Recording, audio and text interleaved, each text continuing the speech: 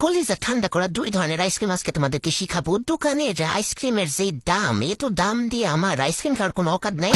কারণ তোমরা সবাই জানো আমি গরিবস। আর আমি যদি নিজেই বানাতে পারি আমি কেন কিনা খাবো বলো তো, আমি কি বলদ নাকি? তো আইসক্রিম বানানোর লেগে লাগবে হুইপ ক্রিম। তো আমি এই যে ইনস্টা হুইপ ক্রিম নিয়ে নিচ্ছি। এটা দিয়ে তুমি এত এত আইসক্রিম বানাতে পারবে যে তুমি খাইয়ে শেষ করতে পারবে না। তো আমি মাত্র হাফ কাপ নিবো, কারণ এটা বিট করার পর ডাবল হয়ে যাবো। একদম কাঁচা কুচা নিয়ে নিতেছি, কারণ আমি গরিবস, আমি একটুও ফালাইতে পারবো না, আমার কষ্ট লাগে, আমার এই টাকা দিয়ে কিনছি না।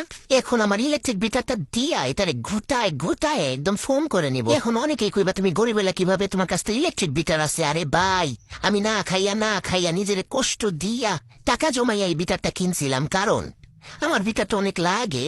আমি এমনি গরিবই, বুঝছো? তো এই যে ইচ্ছা মতো বিটার দিয়ে ঘুটাইতেছি, ঘুটায় এই যে সাইডে যে ছিটকায় গেছে এগুলারে আবার মাঝখানে নিয়ে আসবো, নাহলে তো এগুলা বিট হবে না।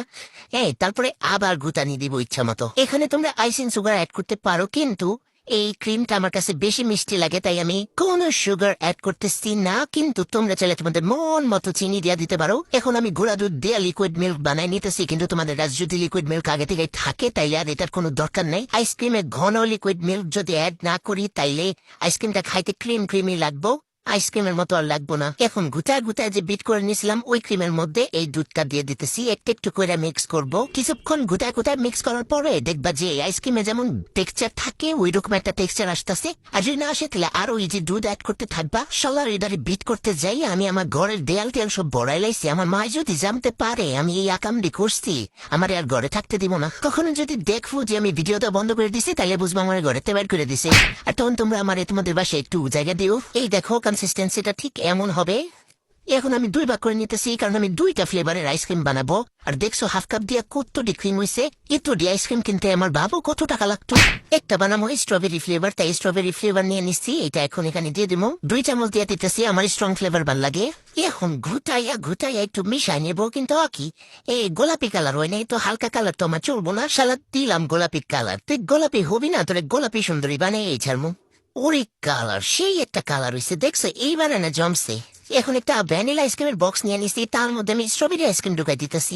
এটা কি খুব একটা খারাপ হলো? আমাকে কি ক্ষমা করা যাবে? বাইরে এবারে জাকায় নিয়ে একটা র্যাপিং পেপার দিয়ে যেভাবে ইয়া করে দিতেছি। আমার কাছে ফয়েল পেপার নাই, আমার কাছে থাকবে কোত্থেকে, আমি তো গরিব। ফয়েল পেপার নাই, তো এই পেপার দিয়ে কাজ চালাই দিলাম। এখন ভ্যানিলা ফ্লেভারটা করে নিতেছি, এই জন্য আমি 1 চামচ ভ্যানিলা এসেন্স দিয়ে দিলাম। আর কিছুই করতে না, এখন খালি বিট কইরা বাটিতে বইরা ফ্রিজে থুয়ে দিলে হইব। তো এইটারেও একইভাবে ঝাঁকায় উপরে কাগজটা দিয়ে আটকায় ফ্রিজে রেখে দিতেছি সারা রাতের জন্য। পরের দিন দেখি আইসক্রিমের কি অবস্থা হইল। ওর রে, সেই একটা আইসক্রিম বানাইছি, দেখছো কি পারফেক্ট আইসক্রিম বানাইছে। কে জানি কইছে আমার পায়ে যেতে নাকি পারফেক্ট কোনো রেসিপি পাওয়া সম্ভব না। এই দেখ শালা, দেখ কি সুন্দর পারফেক্ট আইসক্রিম বানাইছি। খাইয়া তো সবার মন শান্তি, কলিজা ঠান্ডা। কাউরে যদি এটা খাওয়াইতে পারো কেউ বুঝবো না এটা দোকানের নাকি তুমি বানাইছো। না করলে জীবনে বুঝতে পারবো না, গ্যারান্টি। এই রেসিপি দেখে আইসক্রিম বানাও, তোমারে আমি গ্যারান্টি দিতেছি। তোমার আইসক্রিম যদি আইসক্রিমের মতো না হয় তাহলে তোমার যত টাকা খরচ হবে অত টাকা আমি দিয়ে দিব।